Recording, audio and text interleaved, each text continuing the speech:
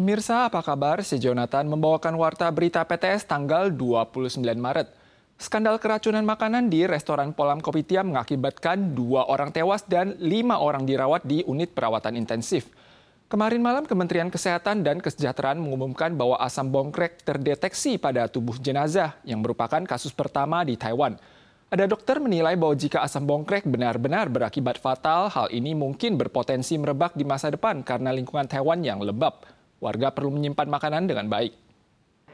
Insiden keracunan makanan Polam Kopitiam telah merenggut 2 nyawa dan Kementerian Kesehatan dan Kesejahteraan MOHW menemukan asam bongkrek pada hasil autopsi. Asam bongkrek atau racun yang terbentuk dalam proses fermentasi akan menghilangkan energi dan fungsi semua sel dalam tubuh sehingga berpotensi menyebabkan gagal hati yang parah atau asidosis metabolik yang menyebabkan kegagalan metabolisme dan melumpuhkan otak, jantung dan otot. Dalam kasus parah, pasien akan meninggal dalam waktu 20 jam setelah timbulnya penyakit. Dokter memperingatkan jika memakan korban jiwa, asam bongkrek mungkin menyebar luas di Taiwan. 以后食品的保存，那种水分高的淀粉类一定要赶快放到冰箱里面，4°C 以下，赶快去做冷藏。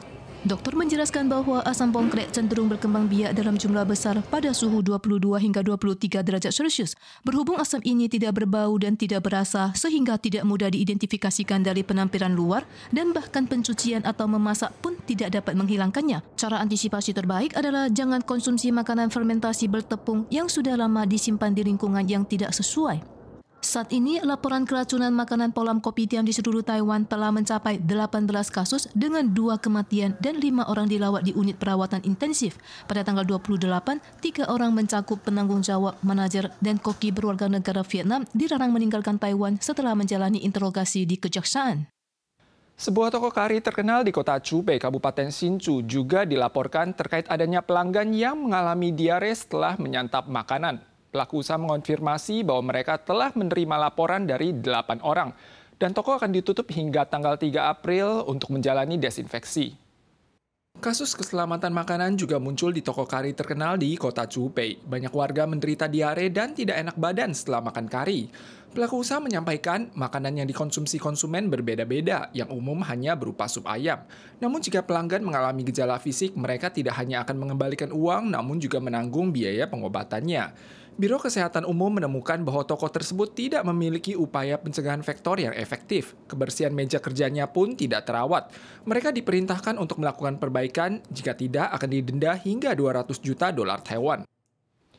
Seorang pria berusia 50-an tahun dari Nantau mengaku tidak puas dengan kebijakan pemerintah dan berlari ke kantor Kementerian Urusan Digital yang berada di Yenping South Road dan melepaskan 3 tembakan ke gerbang utama. Untungnya tidak ada yang terluka dalam insiden ini. Polisi menangkap tersangka dan membawanya ke pengadilan. Seorang pria yang mengenakan baju pendaki meminta orang yang berlalu lalang untuk menepi di aula, kemudian mengeluarkan senapan dan menembak pintu depan hingga pintu kaca pecah. Pada tanggal 28 pukul 10 pagi, seorang pria membawa senapan masuk ke gedung Kementerian Urusan Digital atau MODA sambil berteriak keras di lobi lantai pertama, kemudian membidik kamera pengawas, papan nama, dan pintu besar. Setelah melepaskan 3 tembakan, ia diam di tempat dengan tangan di kepala untuk ditangkap polisi. Sebelum melakukan kejahatan, pelaku memberitahu di Facebook bahwa dirinya bakal mati atau dipenjara dan tampaknya seperti kejahatan berencana. Keseluruhan artikel yang ditulis menunjukkan ketidakpuas terhadap partai yang berkuasa. Dia juga mengaku menargeti MODA karena tidak puas dengan pemborosan instansi tersebut. Pria bermarga Chang memiliki catatan kasus kriminal yang saat ini mengelola guest house di Nantau setelah menjalani hukuman penjara. Ia mengeluhkan kesulitan berbisnis karena larangan masuk turis Tiongkok oleh pemerintah sehingga melepaskan tembakan. Untungnya dalam kasus penembakan ini tidak ada yang terluka. 大声高喊他是反政府人士，然后他本来想要上到2楼的办公室，但因为我们的警卫同仁有立刻通报，各楼的门是把它关起来。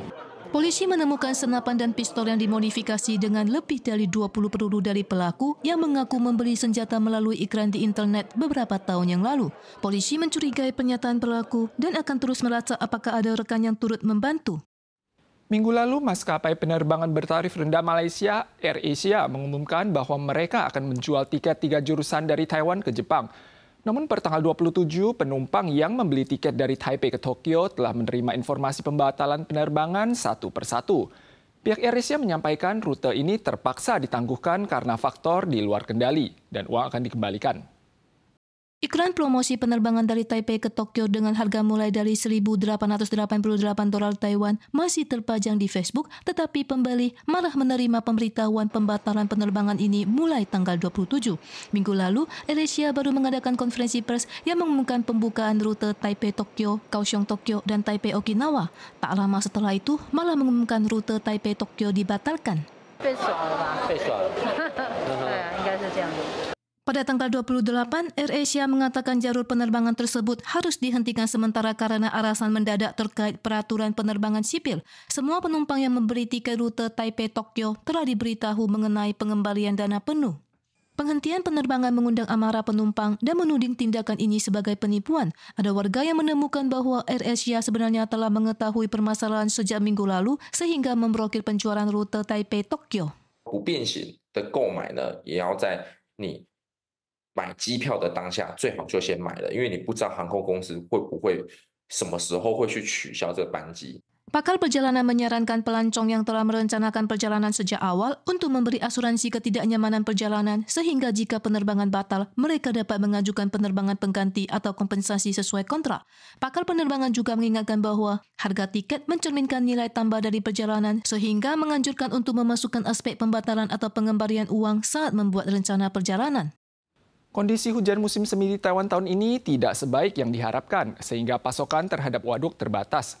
Saat ini cadangan air di waduk Taiwan berkisar antara 30 hingga 80%. Departemen Sumber Daya Air telah menyesuaikan sinyal status air di wilayah Taoyuan, Hsinchu, Miaoli, dan Taichung menjadi warna hijau untuk mengingatkan agar warga hemat air. Dari kejauhan, cadangan air waduk Feichui mencapai ketinggian 160,3 meter hingga tanggal 28. Akibat dampak minimnya hujan musim semi tahun ini, curah hujan di area penampungan air berkurang setengahnya, mencatat rekor terkering ketiga sejak dioperasikan. Namun cadangan air di waduk Feichui masih mencapai 77% dan pasokan air ke seluruh distrik kota Taipei masih aman. Namun cadangan air di Waduk Shimen, Taoyuan telah menurun hingga kini cuma sekitar 30%. Waduk di seluruh Taiwan terimbas oleh curah hujan musim semi yang turun lebih sedikit dari perkiraan. Cadangan air berkisar antara 30 hingga 80%. WRA telah menyesuaikan signal di seluruh Taoyuan, Hsinchu, Miaoli, dan Taichung menjadi peringatan warna hijau untuk menyerukan penghematan air. Pemirsa sekalian, sekian Warta Berita dari PTS. Kita soal lagi di lain kesempatan. Terima kasih.